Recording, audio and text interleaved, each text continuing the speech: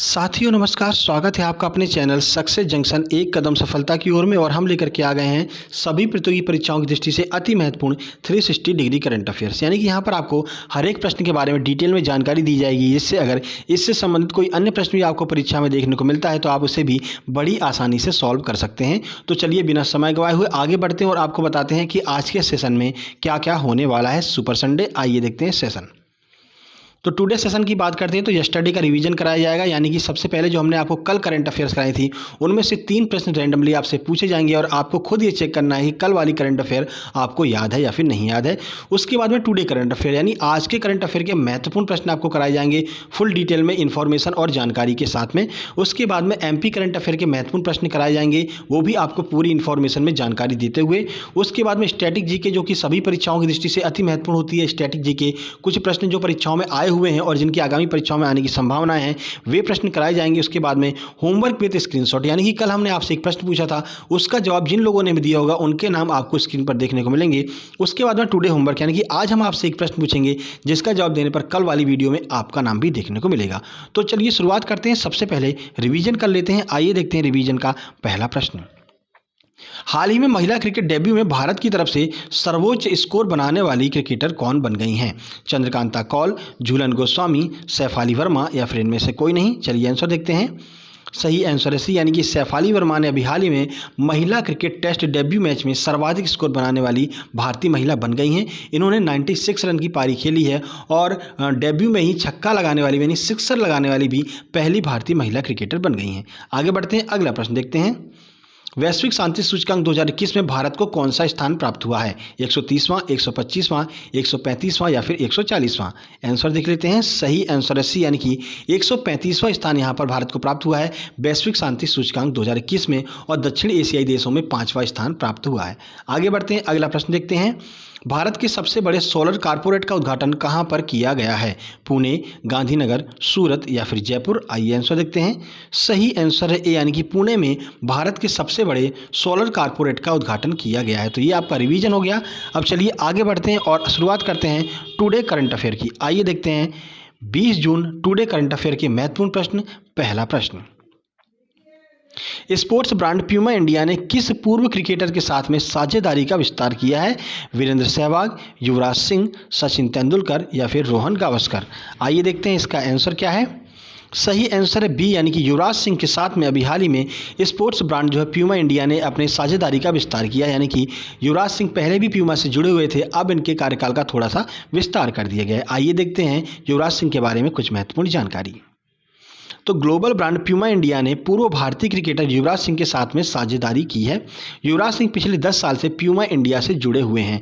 Yuvraj Singh 2011 world cup के man of the series भी रहे थे। आपको याद होगा, युवराज सिंह की बदौलत ही भारत ने मुंबई के वानखेड़े स्टेडियम में वर्ल्ड कप जीता था। तब आपको एक इससे संबंधित एक प्रश्न और भी बना था कि वर्ल्ड मेमोरेबल जो मोमेंट है वो कौन सा जारी किया गया था? तो याद रखिएगा, सचिन तेंदुलकर को उठा करके जो वानखेड़े स्टेडियम में घुमाया गया था उसे विश्व का सबसे मेमोरेबल मोमेंट घोषित किया गया था। ये भी प्रश्न आपको याद रखना है। तो ये थी युवराज सिंह के बारे में कुछ महत्वपूर्ण जानकारी। चलिए आगे बढ़ते हैं और अगला प्रश्न देखते हैं। मिल्खा सिंह का भी हाल ही में निधन हो गया। वे किस खेल से संबंधित थे? क्रिकेट, धावक, टेनिस या फिर बैडमिंटन? आइए आंसर देखते हैं। सही आंसर है बी, यानी कि मिल्खा सिंह एक धावक थे, एक एथलेटिक्स थे, जिनका भी हाल ही में कोविड-19 की वजह से निधन हो गया है। आइए कुछ जानकारी आपको देते हैं। तो महान भारतीय धावक मिल्खा सिंह का 91 वर्ष की आयु में कोरोना वायरस कोविड-19 की वजह से इनका निधन हो गया है। पूर्व सैनिक मिल्खा सिंह ने दुनिया भर में ट्रैक और फील्ड स्पर्धा में देश के लिए कई पुरस्कार जीते थे, यानी कि ये इससे पहले आर्मी से संबंधित थे। आर्मी में स्पोर्ट्स वाला जो आपकी ब्रिगेडियर होती, जो भी मतलब बटालियन होती है, उससे संबंधित थे मिल्खा सिंह। मिल्खा सिंह ने एशियाई खेलों में भारत के लिए 4 स्वर्ण पदक जीते थे। 1958 टोक्यो एशियाड में 200 मीटर और 400 मीटर की दौड़ भी इन्होंने जीती थी। ठीक है, तो एशियाई खेलों में 4 स्वर्ण पदक जीते थे। आपको याद रखना, क्योंकि कथन वाला प्रश्न बन सकता है कि मिल्खा सिंह ने एशियाई खेलों में कितने स्वर्ण पदक जीते थे। तो 4 स्वर्ण पदक जीते थे। बाकी आगे बात करते हैं। तो 1962 की जकार्ता एशियाड में 400 मीटर और 4 गुणा 400 मीटर की रिले दौड़ में भी इन्होंने स्वर्ण पदक जीता था। ये भी आपको याद रखना है। हालांकि मिल्खा सिंह के ऊपर हम एक 5 मिनट का वीडियो अलग से बनाने वाले हैं, क्या क्या उपलब्धियां हैं उनकी, क्योंकि बहुत प्रचलित खिलाड़ी रह चुके हैं, तो प्रश्न बन सकता है। आगे बढ़ते हैं, अगला प्रश्न देखते हैं। राष्ट्रीय पठन दिवस कब मनाया गया है? 18 जून, 17 जून, 19 जून या फिर 10 जून? आइए आंसर देखते हैं। सही आंसर है सी, यानी कि 19 जून के दिन राष्ट्रीय पठन दिवस मनाया गया है। चलिए कुछ जानकारी आपको देते हैं कि कब इसको मनाना प्रारंभ किया गया था। तो केंद्रीय माध्यमिक शिक्षा बोर्ड हर साल 19 जून को राष्ट्रीय पठन दिवस मनाता है। कौन मनाता है? केंद्रीय माध्यमिक शिक्षा बोर्ड। ठीक है, यह दिवस केरल में पुस्तकालय आंदोलन के जनक स्वर्गीय PN पारिकर के सम्मान में मनाया जाता है। इनकी जन्मतिथि 19 जून को पड़ती है, इसलिए 2021 में जो है 26वां राष्ट्रीय पठन दिवस मनाया गया है। याद रखिएगा, प्रश्न पूछा जा सकता है कि 2021 में कौन से क्रम का पठन दिवस मनाया गया है। तो 26वां पठन दिवस जो है वो 2021 में मनाया गया है। 19 जून के बाद के सप्ताह को पठन सप्ताह के रूप में मनाया जाता है, यानी कि 19 जून जब पड़ता है उसके बाद अगले जो 7 दिन होते हैं वो पठन सप्ताह के रूप में मनाए जाते हैं। चलिए आगे बढ़ते हैं, अगला प्रश्न देखते हैं। केविन ओब्रायन का संबंध किस खेल से है? इनके नाम एक रिकॉर्ड है और बहुत मतलब कि अच्छा रिकॉर्ड है वर्ल्ड कप में, इस वजह से इनको आपको पढ़ करके जाना है। और ये इन्होंने अभी हाल ही में संन्यास भी ले लिया है। तो आपसे प्रश्न पूछा जा सकता है कि केविन ओब्रायन का संबंध किस खेल से है? क्रिकेट, रेसलिंग, टेनिस या फिर बैडमिंटन? आइए आंसर देखते हैं। सही आंसर है ए, यानी कि क्रिकेट से संबंधित है केविन ओब्रायन। कुछ ऐसे खिलाड़ियों का भी नाम आपसे पूछ लिया जाता है जो ज़्यादा प्रचलित तो नहीं है, लेकिन कोई ना कोई रिकॉर्ड इनके नाम होता है और हाल ही में संन्यास लिए होते हैं, तो आपकी परीक्षा में प्रश्न बन करके आ जाता है। देखिए, तो आयरलैंड के हरफन वाला खिलाड़ी केविन ओब्रायन ने अंतर्राष्ट्रीय एक दिवसीय क्रिकेट से संन्यास की घोषणा कर दी है। तो कहाँ के खिलाड़ी हैं? आयरलैंड के खिलाड़ी हैं। किस खेल से जुड़े हुए हैं? तो क्रिकेट से जुड़े हुए हैं। उन्हें विश्व कप में एक धमाकेदार शतक के लिए याद किया जाता है। 2011 के संस्करण के दौरान बेंगलुरु में इंग्लैंड को 3 विकेट से हराया था, जो उनका 50 गेंदों में बना शतक विश्व कप में सबसे तेज शतक है। ठीक है, तो आयरलैंड ने यहाँ पर इंग्लैंड को हरा दिया था, तो 50 गेंदों में इन्होंने जो है शतक बनाया था। तो इनका ये शतक जो है विश्व कप इतिहास का सबसे तेज शतक है, इसलिए इन्हें याद किया जाता है। अभी हाल ही में इन्होंने संन्यास ले लिया है, तो आपकी परीक्षा की दृष्टि से महत्वपूर्ण है। आगे बढ़ते हैं, अगला प्रश्न देखते हैं। केंद्र ने किस वर्ष तक सड़क दुर्घटना में होने वाली मौतों को 50% तक कम करने का लक्ष्य यहाँ पर रखा है? यानी जो रोड एक्सीडेंट होते हैं उन्हें 50% तक कम किया जाएगा। 2022, 2023, 2024 या फिर 2030? आइए आंसर देखते हैं। सही आंसर है सी, यानी कि 2024 तक रोड एक्सीडेंट को 50% तक कम करने की यहाँ पर कोशिश की जाएगी। यानी कि इतनी सेवाएं उपलब्ध कराई जाएंगी हाईवेज पर, अलग अलग हॉस्पिटल के यहाँ पर पूरा स्थापना की जाएगी हाईवेज के किनारे, जिससे कि रोड एक्सीडेंट में जो मौत होती है उसको कम किया जा सके। देखिए, तो केंद्र ने वर्ष 2024 तक सड़क दुर्घटना में होने वाली मृत्यु को 50% तक कम करने का लक्ष्य रखा है। सड़क परिवहन, राजमार्ग और MSME मंत्री नितिन गडकरी ने सड़कों की मौत को रोकने में कारपोरेट की भूमिका पर एक आभासी सत्र को संबोधित करते हुए इसकी घोषणा की है। अभी हाल ही में इन्होंने एक वर्चुअल कार्यक्रम में इन्होंने भाग लिया। किसने? सड़क परिवहन और राजमार्ग MSME मंत्री किसने? नितिन गडकरी ने। तो यह प्रश्न भी आपके लिए महत्वपूर्ण है कि सड़क परिवहन और राजमार्ग मंत्री कौन है? तो जो नितिन गडकरी हैं वो सड़क परिवहन, राजमार्ग और MSME मंत्री भी हैं। अब इन्होंने ये यहाँ पर वर्चुअल सम्मेलन में भाग लिया है, तो चर्चा में है, तो आपकी परीक्षा में प्रश्न बन सकता है इन मंत्री से। जो भी मंत्री जो है करंट में न्यूज़ में रहते हैं, वही मंत्री आपसे पूछ लिए जाते हैं कि ये किस विभाग से संबंधित है। ठीक है, चलिए, ये जो सम्मेलन कहाँ पर हुआ? तो ये जून 2021 में federation of Indian chamber of commerce and industry यानी कि फिक्की के द्वारा आयोजित किया गया था। तो फिक्की की फुल फॉर्म भी याद रखिएगा, federation of Indian chamber of commerce and industry जो है ये फिक्की की फुल फॉर्म होती है। चलिए आगे बढ़ते हैं, अगला प्रश्न देखते हैं।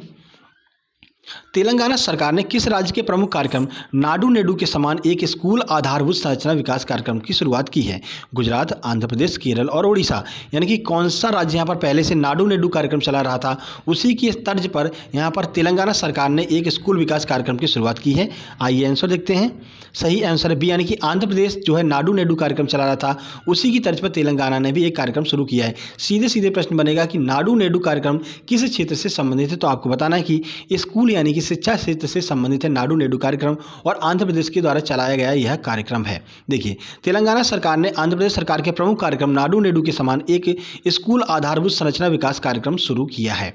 तेलंगाना सरकार ने इसके लिए 2021 में 2000 करोड़ रुपए खर्च करने का प्रस्ताव भी पास किया है। 2000 करोड़ रुपए खर्च किए जाएंगे नाडू नेडू योजना के समान, जो योजना तेलंगाना सरकार चला रही है। अब तेलंगाना और आंध्र प्रदेश दोनों इस प्रश्न में आए हुए हैं, तो दोनों के मुख्यमंत्री और राज्यपाल के बारे में यहाँ पर देख लेते हैं।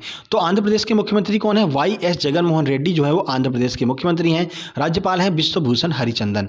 तेलंगाना की बात कर लेते हैं, तेलंगाना के मुख्यमंत्री हैं के चंद्रशेखर राव और राज्यपाल है टी सुंदरराजन। ठीक है, तो दोनों राज्यों के राज्यपाल और मुख्यमंत्री आपको याद रखने हैं। आगे बढ़ते हैं, अगला प्रश्न देखते हैं। तो यहां से स्टार्ट होता है आपका 20 जून 2021 मध्य प्रदेश करंट अफेयर के महत्वपूर्ण प्रश्न। आइए देखते हैं MP करंट का पहला प्रश्न। देखिए, तो मध्य प्रदेश के टूरिज्म को बढ़ावा देने वाली फिल्म शेरनी में मुख्य भूमिका में कौन सी अभिनेत्री हैं? अभी हाल ही में जो है एक मूवी यहाँ पर टीजर लॉन्च किया गया है शेरनी, तो इसमें मुख्य भूमिका में कौन है और ये जो मूवी है वो मध्य प्रदेश टूरिज्म को बढ़ावा देती है? विद्या बालन, कंगना रनौत, दीपिका पादुकोण या फिर प्रियंका चोपड़ा? आंसर देख लेते हैं। सही आंसर है ए यानी कि विद्या बालन इसमें मुख्य भूमिका में है। इस फिल्म का नाम है शेरनी। आइए इस प्रश्न के बारे में कुछ जानकारी आपको देते हैं। देखिए, तो मध्य प्रदेश टूरिज्म को बढ़ावा देने के लिए अभी हाल ही में एक बहुप्रत्याशित फिल्म शेरनी का निर्माण टी सीरीज और अंबू दतिया एंटरटेनमेंट के द्वारा किया जा रहा है। तो ये जो अंबू दतिया एंटरटेनमेंट है ये आपके लिए महत्वपूर्ण बनेगा क्योंकि एमपी से संबंधित है और एमपी के ऊपर ये मूवी बनी हुई है। तो आपसे पूछा जा सकता है कि शेरनी फिल्म का निर्माण किस एंटरटेनमेंट के द्वारा किया गया है? तो टी सीरीज और अंबू दतिया दोनों ने मिलकर के इस मूवी का निर्माण किया है। इस फिल्म में मुख्य भूमिका में कौन अभिनेत्री है? तो विद्या बालन इसमें मुख्य भूमिका में है। इस फिल्म की शूटिंग बांधवगढ़ राष्ट्रीय उद्यान उमरिया में की जा रही है। बांधवगढ़ राष्ट्रीय उद्यान की स्थापना 1968 में की गई थी तथा 92-93 में इसे प्रोजेक्ट टाइगर के अंतर्गत रखा गया था। ये भी आपको याद रखना है। चलिए आगे बढ़ते हैं, अगला प्रश्न देखते हैं। दिव्यांग बच्चों के लिए मध्य प्रदेश के किस जिले में अर्ली इंटरवेंशन सेंटर की शुरुआत की गई है? भोपाल, इंदौर, उज्जैन या फिर रतलाम? आंसर देख लेते हैं। सही आंसर है ए यानी कि भोपाल में जो है दिव्यांग बच्चों के लिए अर्ली इंटरवेंशन सेंटर की शुरुआत की गई है। कुछ जानकारी आपको देते हैं। देखिए, तो मध्य प्रदेश के भोपाल जिले में दिव्यांग बच्चों के लिए अर्ली इंटरवेंशन सेंटर की शुरुआत की गई है और पूरे भारत में 14 अर्ली इंटरवेंशन सेंटर जो है वो दिव्यांग बच्चों के लिए खोले गए हैं। अभी अर्ली इंटरवेंशन से क्या होते हैं सेंटर? तो जो भी बच्चा यहाँ पर दिव्यांग होता है उसके लिए कुछ सुविधाएं उपलब्ध कराई जाती हैं और अगर कहीं भी कोई गुंजाइश है कि वो दिव्यांग बच्चा सही हो सकता है तो उसके सही करने के लिए कुछ एक्सरसाइज वगैरह जो की जाती है उनके लिए एक 14 केंद्रों की स्थापना यहाँ पर पूरे भारत में की गई है और मध्य प्रदेश की राजधानी भोपाल में भी की गई है। भोपाल की बात कर लेते हैं। तो भोपाल और राजनांदगांव को 1972 में जिला बनाया गया था एक साथ में। जब छत्तीसगढ़ 2000 में अलग हुआ तो राजनांदगांव जो है वो छत्तीसगढ़ में चला गया और भोपाल जो है मध्य प्रदेश में ही रहा। हालांकि भोपाल को 1956 में मध्य प्रदेश की राजधानी घोषित कर दिया गया था लेकिन जिला 1972 में बनाया गया था। आपको याद रखना है। आगे बढ़ते हैं, अगला प्रश्न देखते हैं। तो यहां से शुरू हो रहा है आपका स्टैटिक जीके की छुपा रुस्तम क्लास प्रश्न जो परीक्षा की दृष्टि से अति महत्वपूर्ण है और कई परीक्षाओं में आए हुए हैं और आगामी परीक्षाओं में आने की संभावना है। आइए देखते हैं स्टैटिक जीके का पहला प्रश्न। नाबार्ड की स्थापना किस वर्ष हुई थी? बहुत महत्वपूर्ण यह प्रश्न है, कई बार एनटीपीसी ने पूछा है और आपके एमपीपीएससी ने भी कवर किया है। 1980, 1982, 1981 या फिर 1983? तो नाबार्ड की स्थापना किस वर्ष हुई थी? आइए देखते हैं। सही आंसर है बी यानी कि 1982 में नाबार्ड की स्थापना हुई थी। नाबार्ड के बारे में कुछ जानकारी आपको देते हैं, इसका फुल फॉर्म आपको बता देते हैं। देखिए, तो नाबार्ड का फुल फॉर्म होता है national bank for agriculture and rural development. NABARD का फुल फॉर्म कई बार पूछा गया, बैंक्स के एग्जाम में भी पूछा जाता है और एनटीपीसी ने भी पूछा है। तो याद रखिएगा, national bank for agriculture and rural development जो है नाबार्ड का फुल फॉर्म होता है। स्थापना 12 जुलाई 1982 को की गई थी। वर्तमान चेयरमैन कौन है? तो गोविंद सिंह चिंतालू जो हैं वो वर्तमान में नाबार्ड के चेयरमैन हैं। देखिए, जिस तरह से नेशनलाइज बैंकों के लिए आरबीआई काम करता है ठीक उसी तरह से आरआरबी यानी कि क्षेत्रीय ग्रामीण बैंकों के लिए नाबार्ड काम करता है। ठीक है, चलिए आगे बढ़ते हैं, अगला प्रश्न देखते हैं। इनमें से कौन सा संगठन सबसे पहले गठित हुआ था? 4 संगठन आपको दिए हुए हैं, सबसे पहले इनमें से कौन सा बना था यह आपसे पूछा जा रहा है। तो चारों संगठन के टाइम पीरियड के बारे में हम आपको बताएंगे। अंतर्राष्ट्रीय मुद्रा कोष, विश्व स्वास्थ्य संगठन, अंतर्राष्ट्रीय श्रम संगठन या फिर खाद्य एवं कृषि संगठन? आइए आंसर देखते हैं। सही आंसर है सी यानी कि अंतर्राष्ट्रीय श्रम संगठन यानी कि ILO इंटरनेशनल लेबर ऑर्गेनाइजेशन इनमें से सबसे पहले बना हुआ था। तो सबकी डेट्स देख लेते हैं। देखिए, तो ILO यानी कि विश्व श्रम संगठन 1919 में बना हुआ था। उसके बाद बात करते हैं WHO यानी कि विश्व स्वास्थ्य संगठन 1948 में बना था। IMF यानी कि इंटरनेशनल मॉनेटरी फंड यानी कि अंतर्राष्ट्रीय मुद्रा कोष 1945 में बना था। FAO यानी कि फूड एंड एग्रीकल्चर ऑर्गेनाइजेशन जो है 1945 में बना था यानी कि खाद्य एवं कृषि संगठन 1945 में बना था। तो इस हिसाब से आप देख सकते हैं इनमें से सबसे पहले कौन सा बना था। तो सबसे पहले विश्व श्रम संगठन ILO 1919 में बना था। जिनेवा में इसका मुख्यालय है। चलिए आगे बढ़ते हैं। नील नदी का उद्गम स्रोत कहाँ पर है? कहाँ से नील नदी का उद्गम होता है, कहाँ से निकलती है? विक्टोरिया झील, नसीर झील, चाट झील या फिर इनमें से कोई नहीं? आंसर देख लेते हैं। सही आंसर ए यानी कि विक्टोरिया झील से नील नदी का उद्गम होता है। देखिए, तो नील नदी विश्व में सबसे बड़ी नदी के रूप में जानी जाती है। इनकी लंबाई में सबसे लंबी नदी कौन सी है? तो नील नदी सबसे लंबी नदी है। दूसरे नंबर पर कौन सी आती है? तो लंबाई में दूसरे नंबर पर अमेजन आती है। वहीं पर आपको याद रखना कि चौड़ाई में यानी कि जल भराव के क्षेत्र में पहले नंबर पर कौन सी आती है? तो जल भराव के क्षेत्र में पहले नंबर पर अमेजन आती है। ठीक है, व्हाइट नील और ब्लू नील नदी जो है वो नीले नदी की ही 2 शाखाएं हैं, ये भी आपको याद रखना है। ठीक है, तो सही आंसर क्या हो गया? विक्टोरिया झील जो है वो नील नदी का उद्गम स्रोत है। आगे बढ़ते हैं। देखिए, तो कल के प्रश्न की बात कर लेते हैं। हमने कल आपसे प्रश्न पूछा था कि दीन ए इलाही धर्म की स्थापना किसके द्वारा की गई थी। सही आंसर अकबर के द्वारा की गई थी। किस किसने सही जानकारी दी, आइए देख लेते हैं। तो शैलेंद्र चौधरी ने काफ़ी अच्छी यहाँ पर जानकारी दी है। उसके बाद में लवली तिवारी ने बिल्कुल सही जानकारी दी है। हरीश बाबू ने बिल्कुल सही बताया। साक्षी द्विवेदी ने बिल्कुल सही बताया है। उसके बाद सचिन पारासर ने बिल्कुल सही बताया है। भारती मानिक ने बिल्कुल सही बताया, काफ़ी अच्छी जानकारी भी इन्होंने दी है। अंतिम तिवारी ने बिल्कुल सही बताया है। एस के बुंदेला ने बिल्कुल सही बताया है। विजय कुमार मिश्रा ने काफ़ी अच्छी यहाँ पर जानकारी दी है। शिल्पा वानखेड़े ने अकबर बताया है। राधेश्याम शुक्ला ने बिल्कुल नाइस कहा है, बहुत बहुत धन्यवाद। उसके बाद में कान्हा त्रिपाठी ने अकबर बताया है और नॉलेज जंक्शन चैनल ने भी अकबर बताया। बहुत बहुत धन्यवाद आप लोगों का कमेंट करने के लिए, ऐसे ही कमेंट करते रहिए। उसके बाद में साथ ही साथ आपको बता दें कि एक दूसरे का कमेंट जरूर पढ़ लिया कीजिए, क्योंकि हर कोई जो है एक यूनिक जानकारी आपको प्रोवाइड करता है। ठीक है, चलिए आगे बढ़ते हैं और देखते हैं आज का प्रश्न क्या है, जिसे कमेंट बॉक्स में आपको कमेंट करना है। तो कूनो वन्यजीव अभ्यारण्य किस राज्य में स्थित है और किस राज्य के किस जिले में स्थित है, यहाँ तक आपको बताना है। क्यों कूनो वन्यजीव अभ्यारण्य जो है वो अभी चर्चा में बना हुआ है। यहाँ पर 2 चीते जो है दक्षिण अफ्रीका से लेकर के आए जा रहे हैं। जैसा कि आपको पता है भारत में चीते जो है बिल्कुल विलुप्त हो चुके हैं, तो यहाँ पर चीते लेकर के आए जा रहे हैं। लगभग 10 चीते लेकर के आए जा रहे हैं। 5 मेल है, 5 फीमेल चीते यहाँ पर लेकर के आए जा रहे हैं। तो कूनो वन्यजीव अभ्यारण्य कहाँ पर स्थित है, आपको कमेंट बॉक्स में कमेंट करके बताना है। साथ ही साथ आपको बता दें कि दोपहर 12:30 बजे हम MPPSC वालों के लिए प्रैक्टिस सेट लेकर के आते रहते हैं, और आज हम इकोनॉमिक्स का प्रैक्टिस सेट लेकर के आ रहे हैं आपके लिए। अति महत्वपूर्ण साबित होने वाला, जो भी यहाँ पर MPPSC का एग्जाम देने वाला है, साथ ही साथ में जो भी अन्य कोई भी एग्जाम देने वाला है, वहाँ पर भी आपका इकोनॉमिक्स का प्रश्न बनता है, अर्थशास्त्र का प्रश्न बनता है। तो वो लोग भी यहाँ पर ज्वाइन कर सकते हैं। 12:30 बजे आपको देखने को मिल जाएगा फ्री ऑफ कॉस्ट। बाकी ये वीडियो पसंद आई हो तो वीडियो को लाइक कीजिए, दोस्तों के पास शेयर कीजिए, चैनल को सब्सक्राइब करके नोटिफिकेशन बेल जरूर दबा लीजिए, क्योंकि डेली हम आपके लिए ऐसे ही करंट अफेयर और प्रैक्टिस सेट लेकर के आते रहते हैं। जल्द ही मिलते हैं दोपहर में 12:30 बजे। तब तक के लिए नमस्कार, धन्यवाद।